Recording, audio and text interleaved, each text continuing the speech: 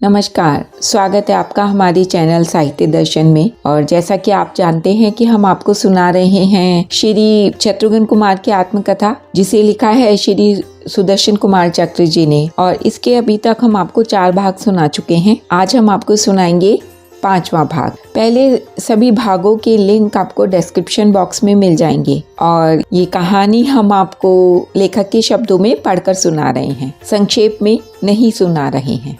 तो चलिए शुरू करते हैं। श्री शत्रुघ्न कुमार के आत्मकथा भाग 5। 10वां अध्याय, विवाह। सुभद्र, मिथिला में हमारा प्रतिदिन नवीन स्वागत हो रहा था। ऐसा लगता था जैसे हम आज ही यहाँ आए हों। महाराज जनक के राज ज्योतिषों ने जो विवाह मुहूर्त निश्चय किया था, हमारे कुलगुरु ने भी उसी का समर्थन किया। वह चिर प्रतीक्षित मुहूर्त भी आ गया जब श्री रघुनाथ वर वेश में सुसज्जित हुए। सुभद्र, हम तीनों भाइयों का विवाह तो जैसे अपने अग्रज के प्रसाद के रूप में हो गया। वर वेश बनाने का अवसर ही नहीं आया यहाँ, किंतु हुआ ये ठीक ही। मैंने अपने जीवन में शतशः विवाह देखे हैं। हम चारों भाइयों के कुमारों का विवाह हुआ है हमारे सम्मुख, किंतु श्री रघुनाथ की जो शोभा वर वेश में हुई थी, वह छवि पारावार अन्यंत्र असंभव है। वह वेश तो उन रघुवंश भूषण को ही शोभा देता है, उन्हीं के उपयुक्त है। त्रिभुवन के स्वामी ही तो सच्चे वर हैं।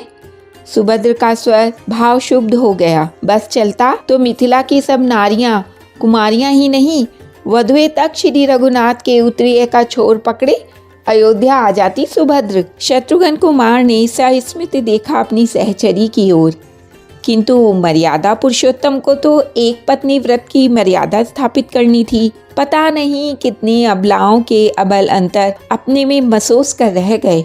दशग्रीव की बेचारी बहन आई थी, उसे तो आप लोग अवध ले नहीं आ सके। देवी श्रुति कीर्ति ने तनिक व्यंग पूर्वक कहा, मिथिला की ललनाओं को ले आते। मैं स्वीकार करता हूँ देवी, इस संबंध में हम पर्याप्त अक्षम हैं। कुमार किंचित हंसे। हम मिथिला से जिनको ले आए उनसे अधिक ले आना हमारी क्षमता नहीं थी। विदेह नरेश के कुल पुरोहित महर्षि गौतम के सम्मान्य तनय शतानंद जी तथा हमारे कुलगुरु महर्षि वशिष्ठ के नेतृत्व में जब सस्वर मंत्रोच्चारण प्रारंभ हुआ, श्रुतियों को हमने साक्षात स्वरूप ग्रहण करते देखा। महर्षि आह्वान के लिए पुष्प अपने करों में उठाते थे और उनके मंत्रोच्चारण से पूर्व ही देवता अपने आसनों पर उपस्थित दृष्टि पड़ते थे। सुना है देवता मंत्र मूर्ति हैं, किंतु उस समय तो देवता प्रथम विराजते थे एवं उनके सम्मुख उच्चरित होते थे। महाराजा धीराज के अश्वमेघ यज्ञ में यह दृश्य हमने स्वयं देखा है देव। सुभद्र ने सविनय कहा। श्री चक्रवर्ती महाराज तो देवराज के सम्मान्य सखा थे। उनकी भुजाओं की छाया ने सुरों को त्राण दिया था असुरों से। उनके कुमारों के परिणय में उपस्थित हुए वे सर्वथा स्वाभाविक था। आहुति देने का समय आया और मेष वाहन, द्विमूर्धा, सप्त चिन्ह भगवान हव्यवाह साकार हो गए। उन्होंने प्रत्यक्ष आहुति ग्रहण स्वीकार किया। एक चर्चा में भूला जा रहा हूँ सुभद्र, जब हम सुसज्जित होकर वरवेश मंजू श्री रघुनाथ को अपने मध्य में अश्वारूढ़ करके जनवासी से मिथिला के राज सदन की ओर प्रस्थान करने लगे, एक शुभैषी ने श्री चक्रवर्ती महाराज को सूचित किया, देव, लंका का अधीश्वर अत्यंत दुष्ट है। स्वयंवर सभा से वह विफल मनोरथ लौट गया है। कहीं उसकी मृत्यु श्री रामभद्र के हाथों सृष्टिकर्ता ने निश्चित कर दी है और आज वत्स राम को अवकाश नहीं। पितृचरणों के बोलने से पूर्व ही महर्षि विश्वामित्र की अभयवाणी सुनाई पड़ी। आशंका अकारण है राजन। क्षत्रिय के धनुष से ब्राह्मण के स्रुवा में अनंत शक्ति होती है। रावण मूर्ख नहीं है, उसे पता होगा कि महर्षि वशिष्ठ के आमंत्रण पर घोर आंग्रस यही है और उनके हाथ में श्रुवाहो यमराज भी कांपता रहता है। उसे भी तुच्छ हवि के समान वे आहुति बना सकते हैं। स्वेच्छा से घोर आंगिरस ने शांति कर्म की अध्यक्षता स्वीकार कर ली थी। यह तो सर्वविदित है कि वे जहाँ हवन कुंड पर दर्शक के रूप में भी हों, विघ्नों की छाया भी वहाँ से योजनों दूर रहती है। हम विवाह मंडप में आए। वह रत्न मंडप विश्वकर्मा की कलाकृति भी लज्जित थी। वहाँ त्रिभुवन की कला का सार सरस्वह जैसे एकत्र हो गया था। सपत्नीक मिथिला नरेश ने अपने श्री करों से पाद प्रक्षालन प्रारंभ किया। वे वंदनीय, उन्होंने महर्षियों के, पितृचरण के एवं श्री रघुनाथ के भी चरण धोए। यहाँ तक तो ठीक, किंतु जब स्वर्ण कोपर सम्मुख रखकर हमारे सम्मुख आ बैठे, सुभद्र, इतने संकोच में मैं कभी नहीं पड़ा। न भाग सकता था, न वारित कर सकता था। गुरुजनों के सम्मुख बोलने में सदा से मेरी वाणी पंगु हो जाती है। इतने से ही छुटकारा नहीं था। माता सुनैना ने अपने अंचल से ही पैर पोंछने प्रारंभ कर दिए। विवाह प्रारंभ हुआ। श्री रघुनाथ ने भगवती भूमिजा का पाणी ग्रहण किया। सप्तपदी, सिंदूर दान आदि सभी विधियां संपन्न हुई। सांग संपूर्णता तो उसी दिन प्राप्त हुई थी उन विधियों को। सब विधियां पूर्ण हुई। अपार दहेज दिया महाराज जनक ने। किंतु सच पूछो सुभद्र, तो मैंने यह सब कुछ देखा नहीं, केवल सुन लिया है। मंडप में उपस्थित रहकर भी मैंने ना विधियां देखी और ना दहेज सामग्री देखी। जैसे ही बड़ी भाभी मंडप में आई, मेरी दृष्टि उनके ज्योतिर्मय पल्लव कोमल किशुकारुण श्री चरणों में लग गई। जब वे चरण श्री रघुनाथ के पाद पद्मों के पीछे सप्तपदी करने लगे, उन चारों चरणों को साथ साथ देखकर मुझे लगा जीवन का परम फल प्राप्त हो गया। अंतर धन्य हो उठा। उन श्री चरणों से दृष्टि हटी ही नहीं। फिर मुझे पता नहीं कि उस विवाह मंडप में क्या हो रहा है। मुझे सखाओं ने पीछे बताया, श्री रघुनाथ का विवाह सविधि संपन्न हो जाने के पश्चात महाराज जनक हमारे कुलगुरु के श्री चरणों में उपस्थित हुए। उन्होंने कोई प्रार्थना की। वाद्यों की ध्वनि, मंगला गान एवं मंत्र पाठ के मध्य उनके शब्द दूसरे लोग सुन सके संभव नहीं था। महर्षि वशिष्ठ ने पितृ चरणों से कुछ मंत्रणा की और फिर मिथिला नरेश के प्रति ऐसी भंगी कुल गुरु की व्यक्त हुई जैसे विदेह राज के प्रस्ताव को स्वीकृति प्राप्त हो गई। अत्यंत आह्लाद में भरे महाराज जनक अपने अंतःपुर में पधारे। राजसेवकों ने विवाह मंडप में स्वर्ण सिंहासन ला धरे। इस बार मंडप में महाराज के साथ उनके अनुज भी सपत्नीक पधारे और उनके साथ 3 कुमारियां आईं। हमारे कुलगुरु हम तीनों भाइयों को लेकर उठे और हवनीय वेदिका के समीप आ गए। हम जैसे बैठे थे, जिस साज सज्जा में थे, उसी में हमें भी वर बना दिया गया। वही मंत्र पाठ, वही आहुतियाँ, वही पाणी ग्रहण संस्कार, सप्तपदी, सिंदूर दान आदि विवाह से पूर्व के कृत्य अत्यंत संक्षिप्त रूप में कुलगुरु ने संपन्न कराए। सुभद्र, अंततः हम भी भाग्यशाली निकले। जिनको देखते ही लगा था कि हृदय वही रह गया है, उनका कर पल्लव मेरे हाथों में आ गया था एवं जिन्हें चित्त ने वंदनीय माना था, वे वंदनीय होकर सन्निकट हो गई थीं। उनका स्नेह मेरा स्वत्व बन गया था। हम तीनों भाइयों का विवाह संपन्न होते होते रात्रि का तृतीय प्रहर लगभग समाप्त हो चुका था। कुलगुरु के आदेश से एक ही सिंहासन पर पितृचरणों के समीप हम चारों भाई चारों मैथिल राजकुमारियों के साथ बैठे। महाराज जनक सूत, मागध, बंदी जनों को पुरस्कार एवं विप्रो, नापित आदि जनों को नेक देने में व्यस्त हुए और ब्रह्ममुहूर्त आ गया। कुलगुरु के आदेश से सबको ही प्रातः कृत्य के लिए अवकाश प्राप्त हुआ। सुभद्र, सचमुच मुझे तो लगा कि बहुत बड़े संकोच से अवकाश मिला है। गुरुजनों के मध्य अपने अग्रजों के समीप सपत्नीक बैठना मुझसे तो मस्तक भी नहीं उठाया जाता था। अयोध्या मर्यादा भूमि है, किंतु मिथिला रस भूमि है सुभद्र। वहाँ की ललनाएं, लावण्य मूर्तियाँ तो हैं ही, उन स्वर्ण लतिकाओं में स्नेह की सुरभि एवं विनोद का मधु परिपूर्ण है। उनके व्यंग विनोद, उनके रस परिहास, वे तो चलते ही रहते थे। राज सदन में माता सुनैना का वात्सल्य प्राप्त हुआ हमें। अवध की राजमहिषी माता कौशल्या को मानो हमने जनकपुर में पुनः प्राप्त कर लिया, किंतु माता के समीप से हटते ही जो स्थिति होती थी हमारी, कमलिनियों में जीवन आ जाए और सुधाकर उनके मध्य पुष्करणी में उतर आवे। श्री रघुनाथ के सानिध्य ने उन सबको मुखरा बना दिया था। सबसे कम उनके व्यंग एवं हास्य के शर मुझ तक पहुँचते थे। मेरे तीनों अग्रज मेरे सदा ही रक्षक रहे हैं और उनकी उपस्थिति में हास परिहास में भाग लेने योग्य मुखरता मुझ में कहाँ से आती। चाहता तो भी इतनी धृष्टता मेरी प्रकृति में थी ही नहीं। लगता था समस्त नगर के अंतःपुर राज सदन में एकत्र हो जाते हैं जब हम वहाँ होते हैं। श्री रघुनाथ का सानिध्य महामुनिंद्रों का भी चिरकाक्षणीय है देव, सुभद्र ने संयत स्वर से कहा। ठीक कहते हो सुभद्र, कुमार कहते गए। राजसदन तो राजसदन ही था। हमारे अश्व जिन राजपथों या वीथियों से निकलते थे, अट्टालिकाएं झूम उठती थीं। अब हमसे अवगुंठन की आवश्यकता भी नहीं मानी जाती थी। उन हमरियों से पुष्पों के साथ सरस व्यंग के सुमन भी झरते थे।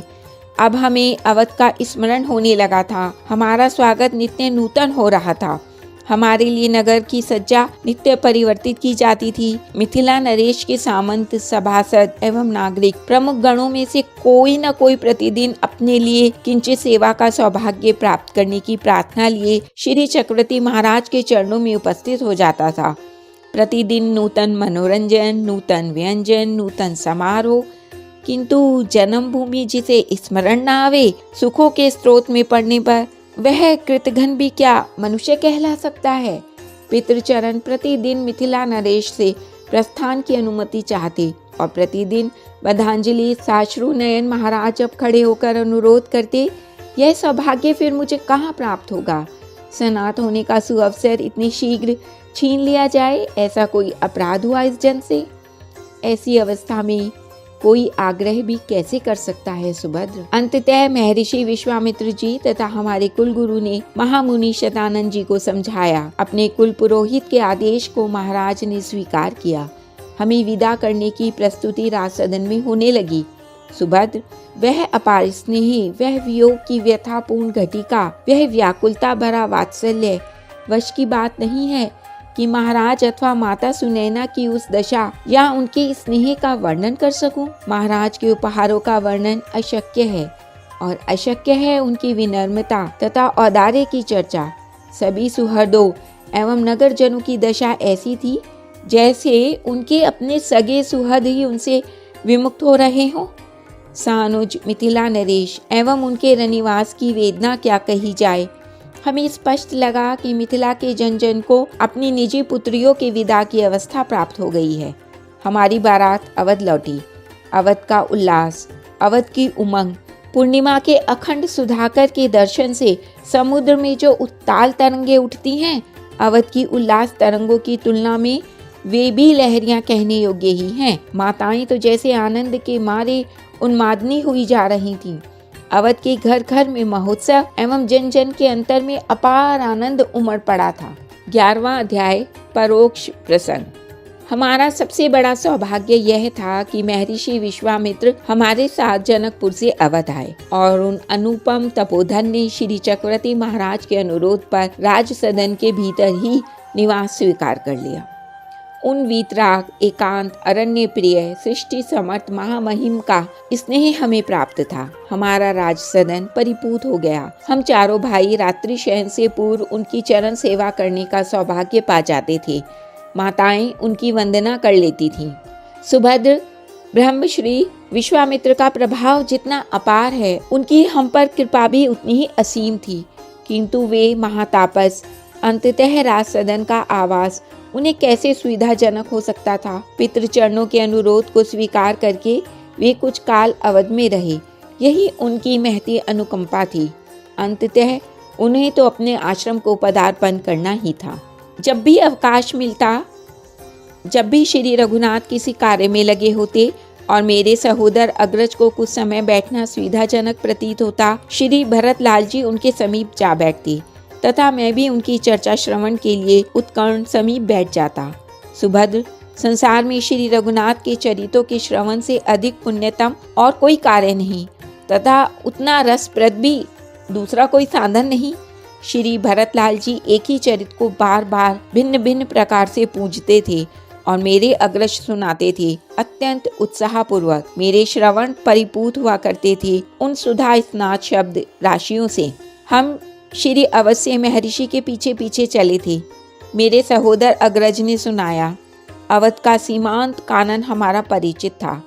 आखेट क्रीड़ा में हम उसे देख चुके थे। पुण्य सलीला, मानस नंदिनी सरयू के तट के लगभग समीप होकर ही हमारा पथ जाता था। यदा कदा हम तट से दूर होते थे। सिद्धा आश्रम, महर्षि के आश्रम का यही नाम है।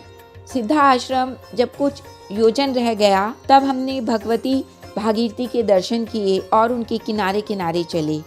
तात नवीन नवीन पुष्प, तरु, लताएं, पक्षी, पशु आदिकों से परिपूर्ण है कानन। वे मेरे ओजनिधि अग्रज कहते गए। इतने सुरम्य कानन को दुष्ट असुरों ने आतंकपूर्ण कर रखा था। सहज तपोवन होने योग्य है वह भूमि। हम काशी नहीं गए, किंतु भगवान विश्वनाथ की पुरी के प्रांत भाग से निकले। कितना पवित्र है वह प्रदेश। जन जन पर जैसे भगवती हंसवाहिनी प्रसन्न है। मार्ग में महर्षि ने मुनियों के आश्रमों में विश्राम किया। सर्वत्र सोल्लास स्वागत किया मुनिवृंद ने महर्षि का। हमने अद्भुत सुस्वादु फलों, कंदों एवं अंकुरों का आस्वादन किया। महर्षि का हम पर अपार वात्सल्य था। वे कृपा पूर्वक तनिक तनिक दूरी पर विश्राम करते थे। हमसे बार बार पिपासा एवं क्षुधा के संबंध में पृच्छा करते रहते थे। काशीराज पितृचरणों के मित्र हैं। उन पर भगवान शूलपाणी सानुकूल हैं। असुर जैसे अवध के प्रदेशों में आने का साहस नहीं करते, काशी का संपूर्ण प्रदेश भी उसी प्रकार उनके लिए दुर्घर्ष है।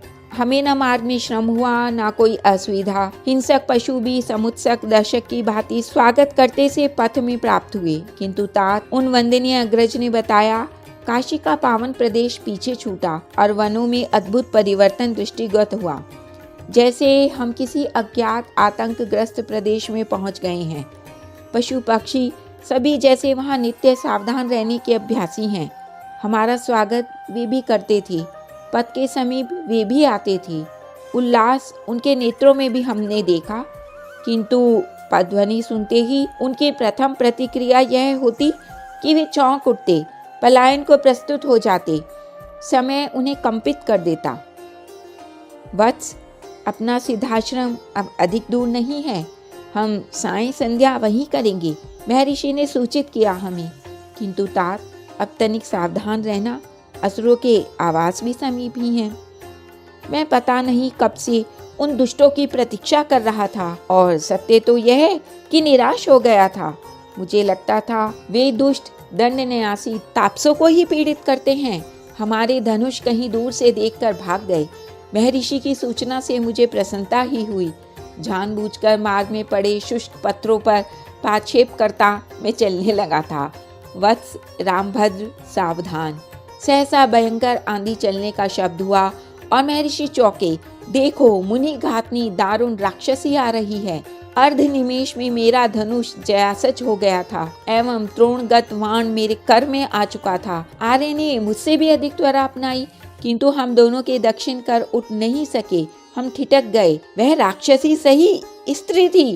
वह पर्वताकार, अंजन, कृष्णा, मुक्त मूर्धजा, विकरालास्य कोटरा, जलद अग्नि नेत्रा, विकट दीर्घ नखा, विस्फारित नेत्र मुखा, गगन चारणी आततायिनी थी। क्रूराघात करने दौड़ी आ रही थी, किंतु अवध्य नगरी वर्ग में तो थी।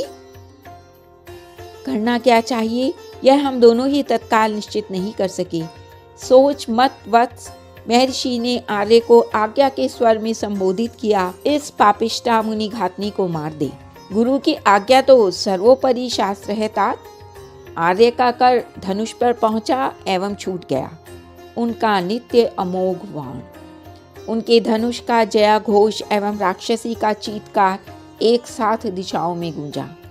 वज्राघात के समान शब्द हुआ। योजन दीर्घ काया वह दारुण भयंकर नाद करते गिरी। विचूर्ण हो उठा कानन।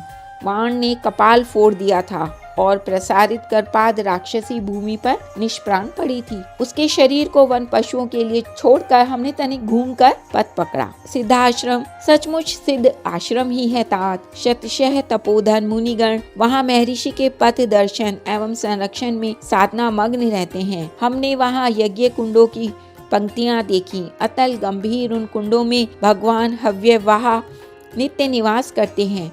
इन पवित्र यज्ञ कुंडों को राक्षस दूषित करते हैं, यह जानकर बड़ा क्रोध आया मुझे। और जब यह ज्ञात हुआ महर्षि विश्वामित्र के शाप का आतंक ना हो, वे पुरुषार्थ सुर पूजित मुनियों को भी उद्रस्त करने में नहीं हिचकेंगे। मेरा तो रक्त खौल गया। मैं एक प्रसंग छोड़ चला था। श्री लक्ष्मण लाल ने किंचित रुककर कहा, ताड़का के निधन के पश्चात महर्षि के भावों में कोई परिवर्तन हुआ, यह कहना तो ठीक नहीं है, किंतु उनका वात्सल्य जो पहले से ही हम पर बहुत अधिक था, सीमा पार कर गया। उन्होंने आज्ञा दी, वत्स रामभद्र, सुरसरी के तट पर यहीं चलो और जो दिव्यास्त्र एवं विद्याएं मैंने सहस्त्रशः वर्ष उग्रतम तप करके प्राप्त की हैं, उन्हें सानुज ग्रहण करो। हम भगवती भागीरथी के तट पर चले गए। हस्त पादादि प्रक्षालित करके आचमन किया हमने तथा महर्षि ने भी। इसके पश्चात महर्षि ने दिव्यायुध प्रदान किए। धनुर्वेद के अध्ययन में हमने उनका नाम मात्र ही सुना था। आपको स्मरण होगा तात, अपने कुलगुरु ने शिक्षण काल में कहा था, वत्स, इन आयुधों का स्वरूप मैं भी जानता नहीं हूँ। ये अमित प्रभावापन प्रलय सक्षम आयुध कैसे बनते हैं, कैसे प्रयुक्त होते हैं, यह बात पृथ्वी पर इस समय केवल 4 जन जानते हैं।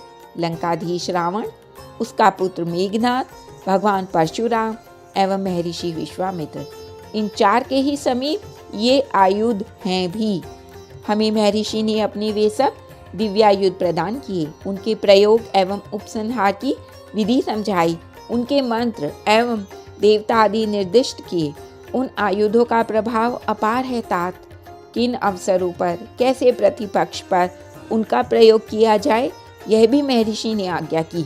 इन दिव्यास्त्रों के अतिरिक्त महर्षि ने हमें कृपा द्रवित होकर वह विद्या प्रदान की जिसके प्रयोग से प्रयोक्ता को दीर्घ काल तक न क्षुधा पीड़ित करेगी, न पिपासा, न निद्रा, न कोई आदि व्याधि। अनशन की स्थिति में एवं अनिद्र रहते भी न उसका शरीर क्षीण होगा, न बल का ह्रास होगा, न आलस्य आवेगा और न अन्य किसी प्रकार का कष्ट होगा। हमने सादर सविनय महर्षि का यह अलौकिक प्रसाद ग्रहण किया। इसके पश्चात हम सिद्धाश्रम की ओर प्रस्थित हुए, जो वहाँ से समीप ही था। महर्षि के पहुँचने से जैसे आश्रम में प्राण आ गए। पशु पक्षी तक फुदकने चहकने लगे उल्लास से। मुनि वृंद ने बड़े स्नेह से हमारा स्वागत किया। हमारी पथ शांति तो उस दिव्य भूमि में प्रवेश करते ही दूर हो गई थी, किंतु हमारे विश्राम एवं हमारी भोजन आदि की सुविधा के लिए आश्रम के मुनिगण जो व्यस्तता स्नेहवश प्रदर्शित कर रहे थे, बड़ा संकोच हो रहा था हम दोनों को उससे। बड़े आनंद से हमने रात्रि विश्राम किया। मुझे राक्षसों पर तीव्र आक्रोश था और मैं उन्हें जितने शीघ्र संभव हो समाप्त कर देने को उत्सुक था। सौभाग्य से यह अवसर दूर नहीं था। हम प्रातःकाल उठे। यह पर्व दिवस था। श्री रघुनाथ ने उठते ही मुझे सावधान किया, हम प्रातः कृत्य संध्यादि शीघ्र संपन्न करेंगे। महर्षि गण स्नान आदि से निवृत्त हों। इससे पूर्व ही हम दैनंदिन कृत्य से निवृत्त हो चुके थे। स्नानार्ध अलकी सूखी नहीं थी कि हमारे त्रोण पृष्ठ भाग पर कस गए और हमारे धनुष ज्यासज हो गए। आप निश्चित यज्ञ करें मुनिगणों के साथ। श्री रघुनाथ ने महर्षि के पावन पदों में मस्तक झुकाया और हमने महर्षि का अमोघ आशीर्वाद सुना। विजय अनायास तुम्हारा वर्ण करे वत्स। मुनिगण हवनीय कुंडों के समीप ऐन्या जीनावृत वेदिकाओं पर आसीन हो गए। अंत्यवासियों ने समित कुश हवि एवं यज्ञ पात्र यथा स्थान रख दिए थे। गगन श्रुतियों के स्वर से गुंजित होकर पवित्र हुआ। भगवान हव्यवाह की अरुण शिखाएं आहुतियां पाकर सहस्त्रशय कुंडों से उठने लगी। सुरभित धूम्र कुंडलियां बनाता धरा की श्रद्धा का उपहार स्वर्ग को देने बढ़ा जा रहा था। हम दोनों भाई धनुष चढ़ाए बाण लिए सतर्क खड़े थे। सहसा दिशाओं में घोर शब्द होने लगा, जैसे भयंकर आंधी आ रही हो। गगन अंधकाराच्छन्न होता चला जा रहा था। आर्य ने एक बार मेरी ओर देखा। मुझे सावधान करने का संकेत था यह। काले अरुण केश, अंगार नेत्र, त्रिशूलादि आयुध लिए सहस्त्र सहस्त्र राक्षसों की यूथ टिड्डी दल के समान उड़े चले आ रहे हैं। यह हमने देख लिया। दिशाएं मल मूत्र शोणिक पीव आदि की पूर्य गंध से पूरित हो गई। हमने देखा आश्रम सीमा के एक ओर से अपवित्र पदार्थों की वर्षा वन तरुओं को दूषित करती बढ़ी आ रही है। एक क्षण में तो संपूर्ण आश्रम पट उठेगा, लथपथ हो जाएगा इस वर्षा के द्वारा। यदि एक भी बिंदु अपवित्र पदार्थों का आश्रम सीमा में पड़ गया, यदि एक भी मुनि अपवित्र होकर आसन से स्नानार्ध उठने को विवश हुए, व्यर्थ हो जाएगा हमारा धन उद्धारण, व्यर्थ हो जाएगी श्री रघुनाथ की आश्वासन वाणी। श्री रघुनाथ अत्यंत दयालु हैं। उन्होंने जो शर हाथ में ले रखा था उसमें पुंखी नहीं था। इन शत्रुओं को भी वे प्राण दंड देने के पक्ष में कदाचित थे नहीं। जो इस आसुरी दल के दो नायक थे, ताड़का के वे दोनों पुत्र मारीच एवं सुभाव, उनमें मारीच आगे उड़ा रहा था। श्री रघुनाथ ने अपने करस उसी बाण को चढ़ाया और छोड़ दिया। हमें पता नहीं मारीच का क्या हुआ। फरहीन उस बाण से वह मरा तो नहीं होगा। कितनी दूर, कितने योजन दूर गिरा वह कहा नहीं जा सकता। मुझे राक्षसों पर क्रोध था और इतनी बड़ी सेना महर्षि के यज्ञ को निर्विघ्न होने देने का उत्तरदायित्व था हम पर। महर्षि ने जो दिव्यास्त्र हमें प्रदान किए, उनके प्रसाद से उनकी सेवा का ऐसा अवसर क्या पुनः आना था। मैंने महर्षि के दिए दिव्यायुधों में से एक के मंत्र को स्मरण किया और छूट गया बाण धनुष से।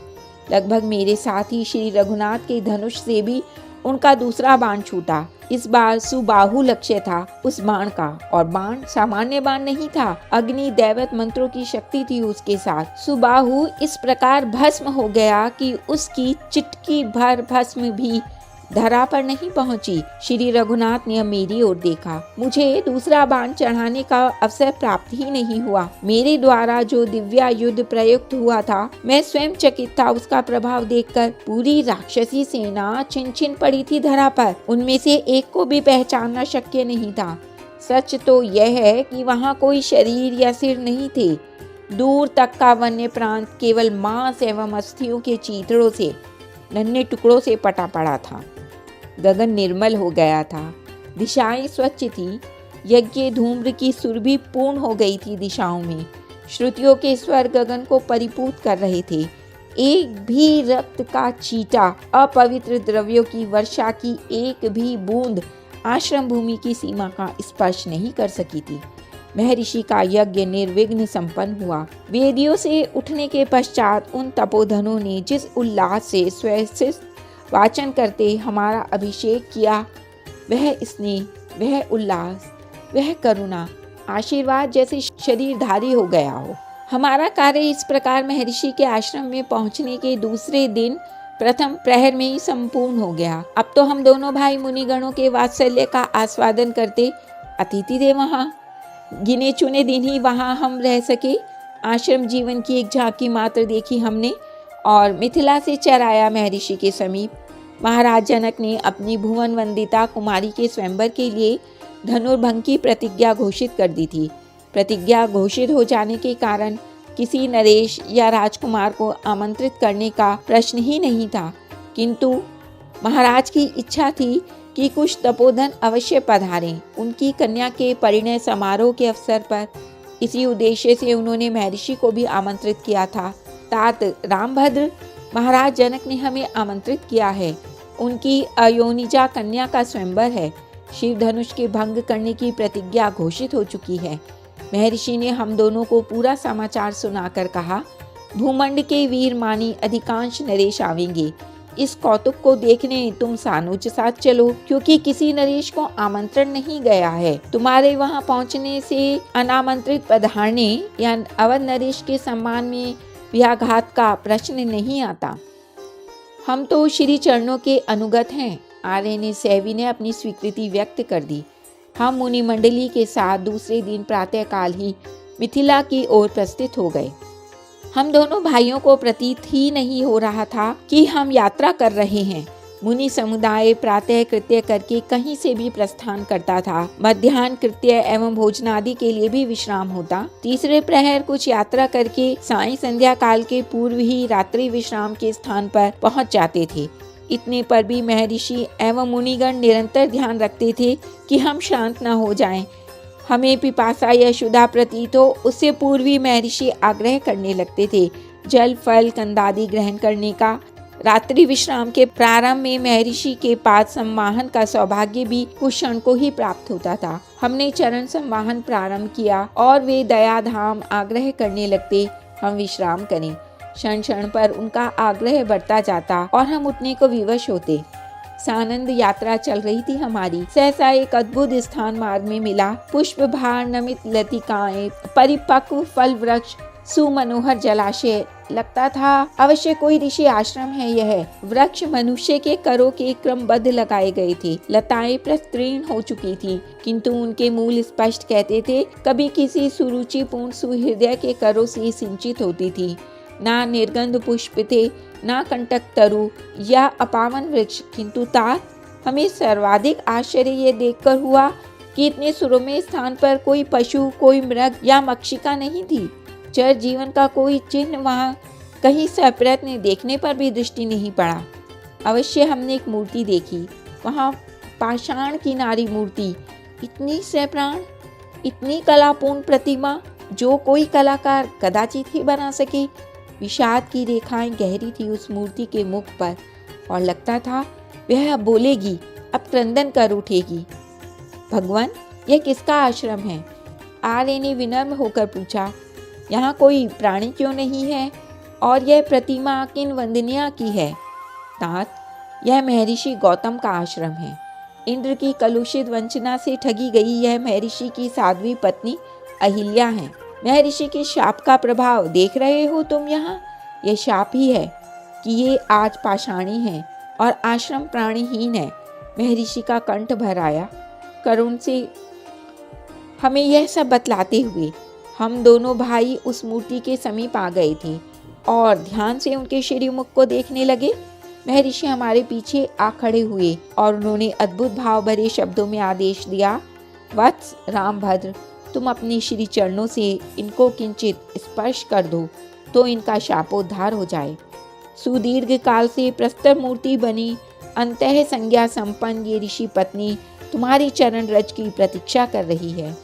तुम्हारी चरण धूलि ही इन्हें इस पाषाणत्व से मुक्ति प्रदान कर सकती है। चरणों से इन्हें स्पर्श करो वत्स। आर्य अत्यंत संकुचित हो गए थे, किंतु महर्षि के आदेश की अवहेलना संभव नहीं थी। उन्होंने अपना दक्षिण पाद उठाया और धीरे से स्पर्श किया। हम दोनों भाई चकित रह गए। वह मूर्ति अब वहां नहीं थी। निमेषार्ध में वह मूर्ति अद्भुत तेजोमयी देवी के रूप में परिवर्तित हो गई थी और वेग पूर्वक उठकर आर्य के श्री चरणों पर गिर पड़ी थी। चौंक कर आर्य पीछे हटे तो उस तेजोमयी देवी ने बंधांजलि साश्रु नयन स्तुति प्रारंभ कर दी। भगवती, आप हम बच्चों को आशीर्वाद देकर अपने पतिदेव के धाम पधारें। आर्य ने सविनय प्रार्थना की।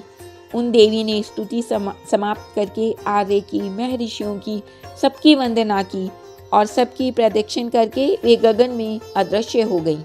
महर्षि ने हमें बताया कि अपने पतिदेव महर्षि गौतम के समीप वे तपोलोक चली गईं।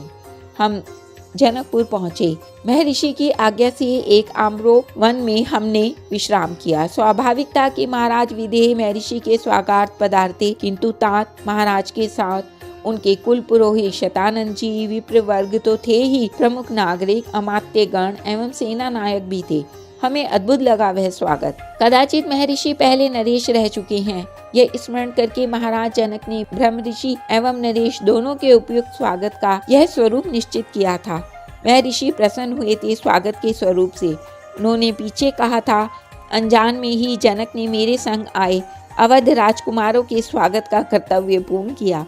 पता नहीं कैसे देवी अहिल्या के शाप निर्मुक्त होने की चर्चा हमसे पहले ही मिथिला पहुंच चुकी थी। हम दोनों भाइयों ने जब मुनि शतानंद जी के चरणों में प्रणिपात किया, हमें हृदय से लगाए वे देर तक अपने अश्रों से हमारी अलके आदर करते रहे। रामभद्र, तुमने मेरी जननी का उद्धार किया है।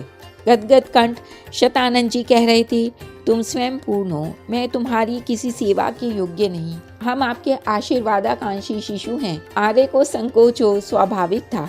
आग्रह पूर्वक महाराज जनक महर्षि के साथ पूरे समुदाय को नगर में ले गए एवं राजोद्यान के सुमनोहर सौध में उन्होंने हमें आवास दिया। हमने प्रथम दिन ही तृतीया पहर में नगर देखा। मेरी उत्सुकता समझकर आर्य ने अनुमति प्राप्त कर ली थी महर्षि से। मिथिला निवासियों का सौहार्द स्नेह हमें उसी समय प्राप्त हो गया था और उसी समय हमने स्वयंवर सभा तथा पिनाक को भी देख लिया था।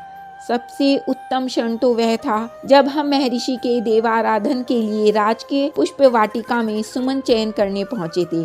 माता की आज्ञा से भगवती गौरी का पूजन करके अपनी सहेलियों के साथ श्री विदेह नंदिनी वहां पधारी थी। माता की आज्ञा से भगवती गौरी का पूजन करने अपनी सहेलियों के साथ श्री विदेह नंदिनी वहां पधारी थी। वहीं मुझे उनके कमलारुण श्री चरणों का दर्शन हुआ था। मुझे अब ज्ञात हुआ है कि उनकी तीनों बहनें भी उनके साथ ही थीं उस समय, किंतु मेरे नेत्र तो उनके पाद पल्लवों पर गए और वहीं रह गए।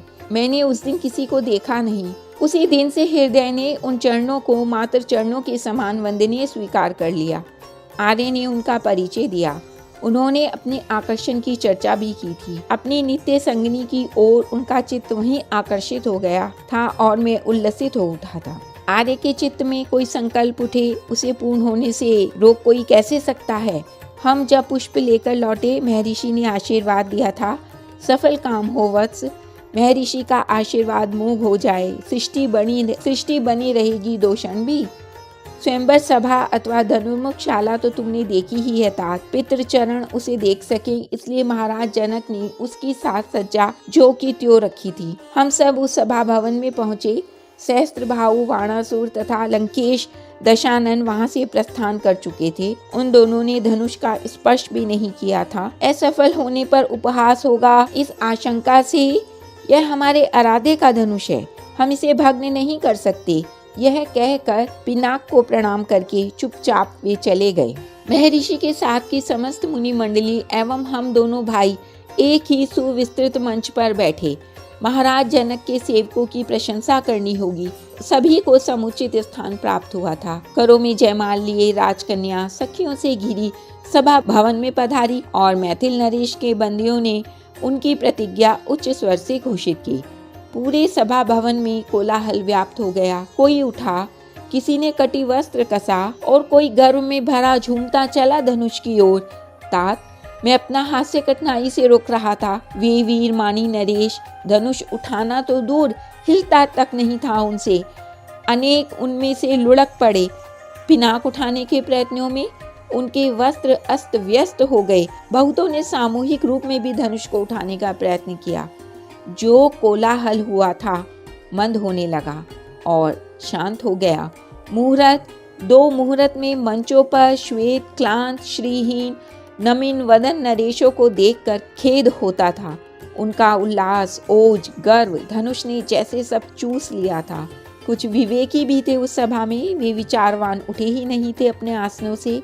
कांति केवल उनके मुखों पर रह गई थी। महाराज जनक की अवस्था देखकर उठे। उनका खेद स्वाभाविक ही था। उन्होंने नरेशों को धिक्कारा, लौट जाने को कहा। दूसरी बात वे कर भी क्या सकते थे, किंतु वे आवेश में कह गए, धरती शूर शून्य हो गई।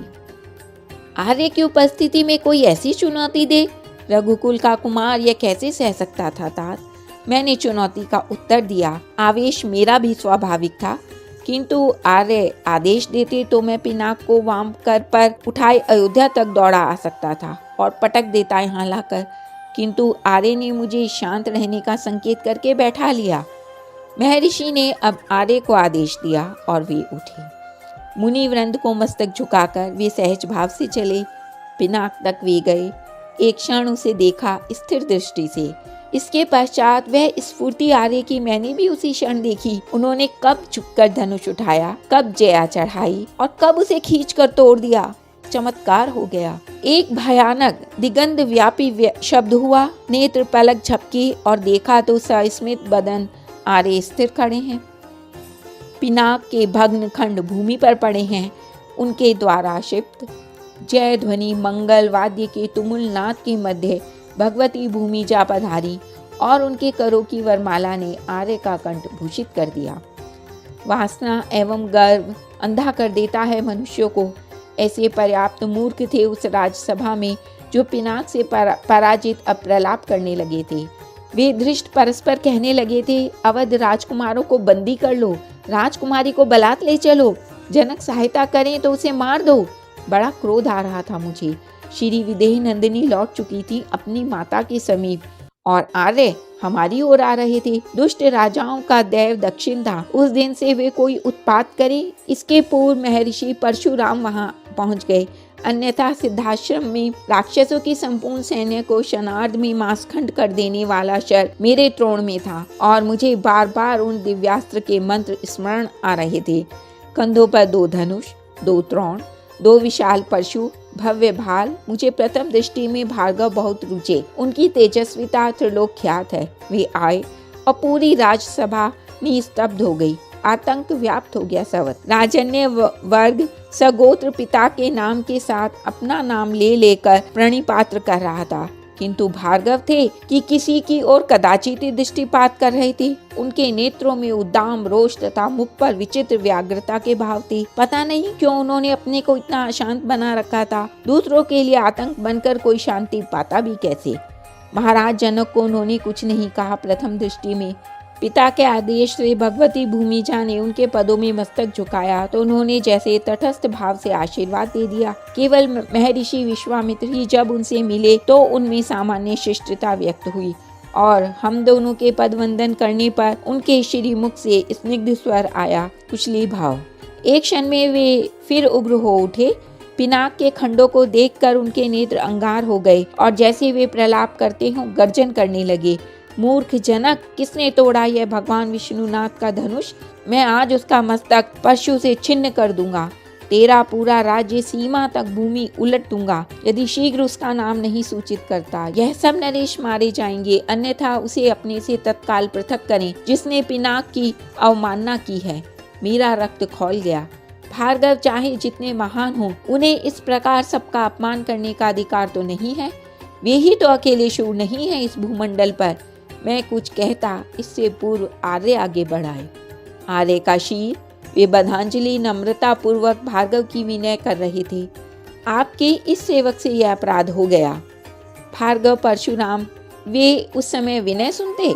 उनका क्रोध उद्दीप्त ही होता जा रहा था। मुझे रोष भी आता था, हंसी भी आती थी उनके उन्मत्त भाव को देखकर और यह देखकर कि समस्त राजन्य वर्ग तथा महाराज जनक भी अपने परिकरों के सहित स्तब्ध हो रहे हैं। सबके मुख श्रीहीन भय पिताब हो गए हैं। सब जैसे कांप रहे हैं। यह अकारण भय। भार्गव कोई अंतक तो नहीं? और हो यमराज, वे किसी को 2 बार तो नहीं मारेंगे? मुझे आर्य का संकोच हो रहा था। सहन नहीं हुआ तो मैंने थोड़ी सी व्यंग मात्र किए, किंतु आर्य ने दृष्टि कठोर करके मुझे मौन कर दिया। भार्गव क्रोधोन्मत्त होकर परशु उठाए चरण पटक पटक कर प्रलाप कर रहे थे। बार बार ललकार रहे थे, युद्ध कर, युद्ध दे। वे विप्र न होते। आर्य ने संकेत से मना न किया होता। वे तो आर्य की निरंतर विनय सुनते सुनते उन पर भी रुष्ट हो गए। उनको ही युद्ध के लिए चुनौती देने लगे। अंततः विनम्र शब्दों में आर्य को भी कहना पड़ा, भगवान, रघुवंश का बालक यमराज का भी युद्ध आह्वान सहता नहीं। मृत्यु हमें भीत करने में समर्थ नहीं, किंतु हमारे कुल ने ब्राह्मण, गौ एवं सुरों के सम्मुख शस्त्र नहीं उठाया, सदा मस्तक झुकाया है। आप द्विज श्रेष्ठ हैं। आप कृपा या क्रोध जो उचित लगे। राम, तुम कौन हो? परम पुरुष।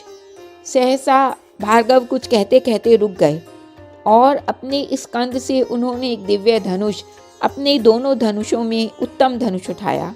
वही धनुष अब आर्य के स्कंद को भूषित करता है। यह भगवान नारायण का श्रांग है।